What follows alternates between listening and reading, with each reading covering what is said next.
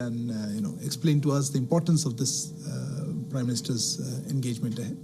We also have on the dais with us Secretary West, Sri Sanjay Verma, as well as Neeta Bhushan, the Additional Secretary looking after Central Europe Division in the Ministry. I would request Foreign Secretary Sir to make some initial opening remarks, followed by which we'll try to take a few questions. Please do note that he's just taken over and will not be able to accommodate too many questions today. Sir, the floor is yours. Thank you very much, and very good afternoon to friends from the media for coming here this afternoon in such good numbers, even though it's Sunday. As you are all aware, Prime Minister will be leaving on a visit to Europe from tomorrow. He'll be traveling to Germany, Denmark, and France for bilateral as well as multilateral engagements.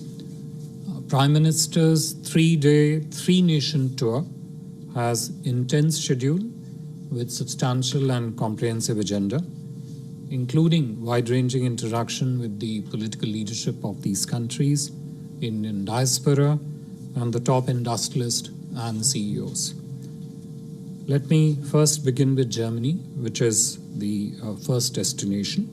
As you all know, Germany also holds the presidency of G7. On May 2nd, tomorrow, Prime Minister will co-host with German Chancellor Excellency Olaf Scholz the 6th edition of India-Germany Intergovernmental Consultations, IGC, in Berlin. This will be Prime Minister's first meeting with Chancellor Scholz after he assumed office last December. You would recall that Prime Minister's first telephone call with a foreign leader in 2022 was with Chancellor Scholz. The meeting between the two leaders would provide an excellent platform not only to strengthen the existing multifaceted bilateral partnership, but would also shape and develop an ambitious agenda of cooperation for the months and years ahead between India and Germany, including in the field of development partnership, green agenda, trade investment linkages, and the overall strategic partnership. Let me briefly touch upon the Intergovernmental Consultation Mechanism, whose 6th meeting would be held tomorrow. This is a unique mechanism which brings together several ministers and officials from both sides to engage in bilateral discussions, culminating in a plenary session which is chaired by the two leaders to review, take stock, and assess the cooperation between the two countries across a range of areas, as also to identify fresh areas of partnership. In the plenary session of the IGC, the focus on cooperation is along 3 strands principally. First, foreign affairs and security. 2, economic, financial policy, scientific and social exchange. And 3, climate, environment, sustainable development, and energy. During the IGC, the Prime Minister would be assisted by senior ministers from Government of India, including Finance Minister, External Affairs Minister, and Minister of State for Science and Technology and Earth Sciences. I must mention here that these ministers would also have a separate and substantive program of their own, besides assisting the Honorable Prime Minister in the deliberations of the IGC. IGC would then be followed by a high-level roundtable where Prime Minister Modi and Chancellor Scholz would interact with the top CEOs of both the countries. Prime Minister will subsequently interact and address the Indian diaspora in Germany. As you know, last couple of years of COVID has been a constraint on international travel, so this would be an exciting opportunity for Prime Minister to interact with the Indian diaspora. In the evening, Chancellor Scholz will host a private dinner for Prime Minister. On May 3, after concluding the German leg, Prime Minister will travel to Copenhagen on an official visit at the invitation of Prime Minister of Denmark, Ms. Mette Frederiksen. This will be Prime Minister's first visit to Denmark, but his third summit-level interaction with the Danish Prime Minister, and the discussions would focus on bilateral issues as well as issues of regional and global interest. Prime Ministers of India and Denmark would later also interact with the business leaders of both countries under the auspices of India-Denmark Business Forum. Just prior to that point, which I should have mentioned, Prime Minister would also pay a call on Her Majesty Queen Margaret II of Denmark, who would also host an official dinner for the Prime Minister. Like in Germany, in Denmark too, the Prime Minister will interact with the members of the Indian diaspora during a community event. The substance of the partnership with Denmark has many significant pillars, I should say.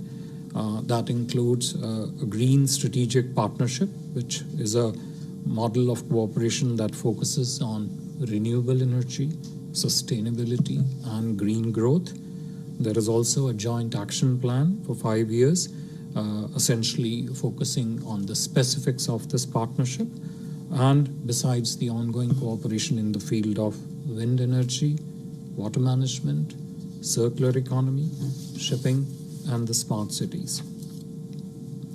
The visit will be an opportunity for us to also shape new elements of partnership in the field of skill development, shipping, agri-technology, and mobility. On May 4th, Prime Minister will participate in the second India-Nordic Summit with the Prime Ministers of Denmark, Finland, Iceland, Sweden, and Norway. But prior to the start of the summit, Prime Minister will also hold bilateral summit meetings with the leaders of Norway, Sweden, Iceland, and Finland.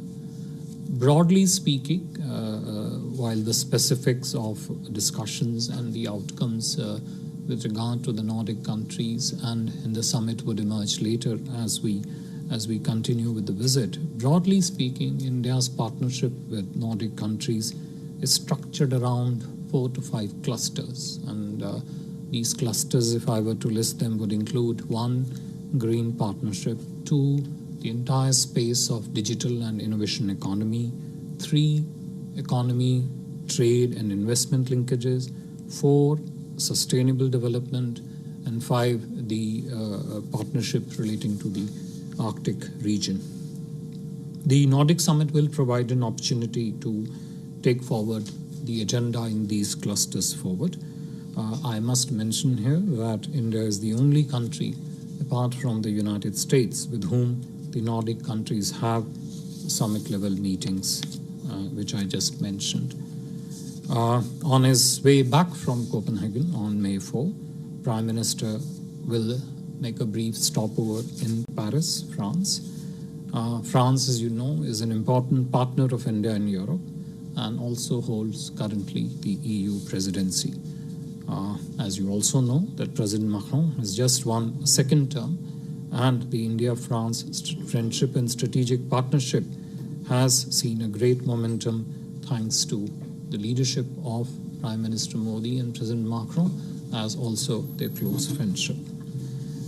Prime Minister's visit to France will provide an opportunity for us to carry forward the high-level engagement between the two countries post the French presidential elections. As you know, both countries have continuously nurtured and delivered on the ambition of their strategic partnership, particularly in the areas like clean energy, environment, people-to-people ties, space, digital, manufacturing in high-end sectors, etc.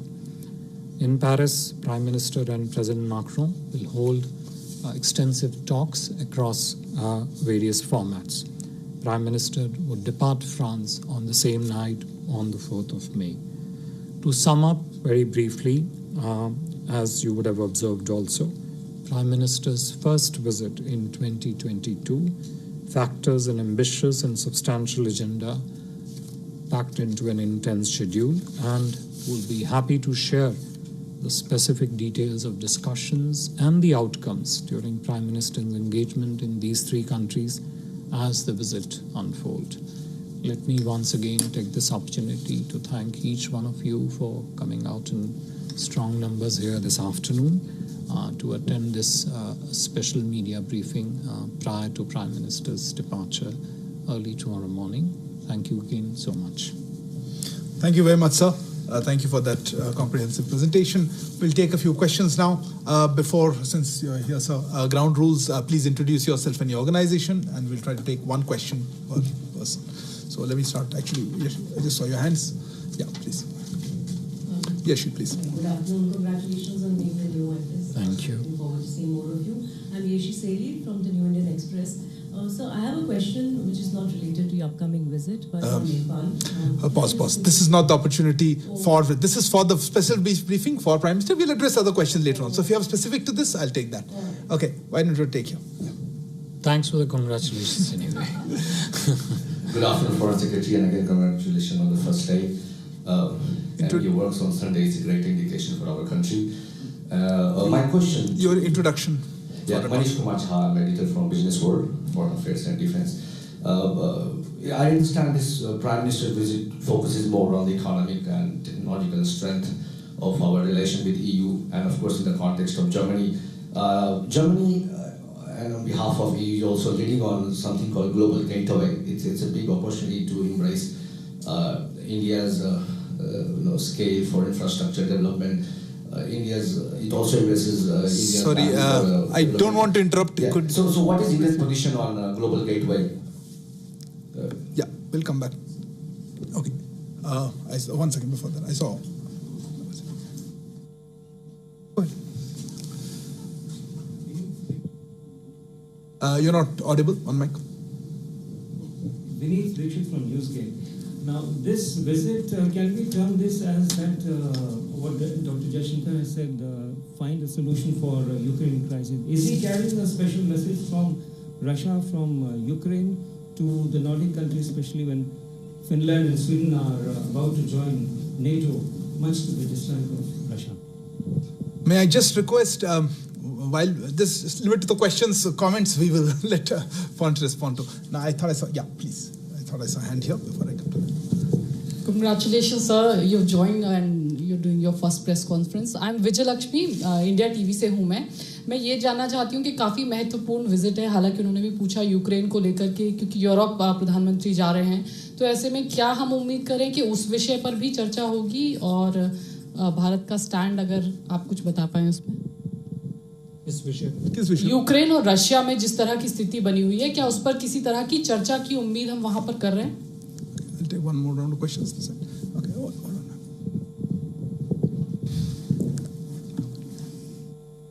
So Sridhar here from Nation Age. My question is somewhat linked to what the others have asked. The Nordic countries are feeling particularly threatened by Russia. So how important would Ukraine be when as a subject of discussion at the Nordic Summit? May I interrupt here and say, if there are any other questions related to Ukraine, can I have it one shot instead of coming back to that issue? Anybody else on Ukraine? Something different? Yeah, please go ahead. Related question there. Microphone there, please. Sir, congratulations. This is Manas from Press Trust of India, PTI. Sir, in the backdrop of what is happening in Ukraine, the energy security has become a very, very important issue. Actually, it has become part of the national security lexicon. So how do you see, in fact, energy security discussed during Prime Minister's visit to the three countries, particularly with President Macron, as we have a very strong bilateral strategic cooperation with France, and including in the energy sector? Thank you so much. I'll hand over the floor to you for this round of questions. Thank you very much, and thank you so much for your warm words of greetings and congratulations on my assignment. If I was to broadly structure the questions which have been asked into two, I think there is one cluster of Ukraine-related questions and how exactly in your question you see it being positioned during the upcoming visit of the Prime Minister. Two, there was one point which was, I think, from Mr. Manish Jha, which was with regard to the global gateway, the larger question of connectivity. And I think one thread which runs through all the questions, essentially relating to where is the visit position in terms of objectives and the outcomes. So let me first refer to the last one and then come to the other two, because I think what is important to take note of here is that the principal objective of the visit, the principal purpose of the visit is for India to continue to strengthen its multi-dimensional, multifaceted partnerships with key countries of Europe. The visit to Germany, the visit to France, visit for the second Nordic Summit, as also individual summit meeting with Nordic leaders is a very clear manifestation of our focus that our partnership is constructive. It builds on our existing strengths of the relationship, shapes agenda for the months and years ahead of a manner in which the countries with which we will be interfacing this time, the Prime Minister will be meeting the leaders, shapes a forward-looking, progressive, strategic partnership of economic cooperation, development partnership, green agenda, etc. with these countries. When Prime Minister interfaces with these leaders, naturally the issues of regional and global importance would also figure in the discussions. But I must repeat and reiterate that the principal focus of the visits and discussions is to structure and strengthen bilateral partnership across a range of areas, and of course exchange perspective on the Ukraine issues also. I would not, it would not be correct for me to comment on what each of the countries of Europe, how they look at your Ukraine issue.